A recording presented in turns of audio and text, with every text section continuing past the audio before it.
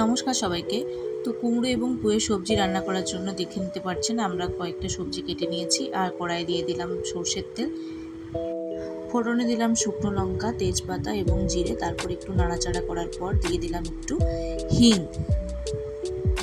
দেওয়ার পর আমরা দিয়ে দিলাম আলুটা একটু ভাজা ভাজা হয়ে যাওয়ার পর আমরা এতে দিয়ে দেব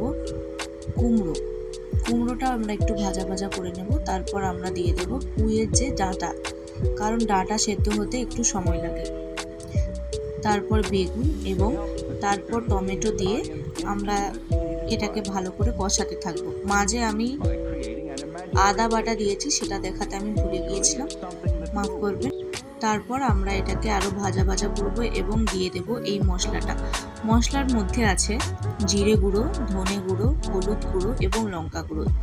তারপর আমরা ভালো করে এটাকে কষাতে থাকবো। দেখতেই পাচ্ছেন জল বেরিয়ে এসেছে এবং দিয়ে দেবো একটু চিনি এনহ্যান্স করার জন্য। তারপর পুঁই শাক দিয়ে আমরা কষাতে থাকবো।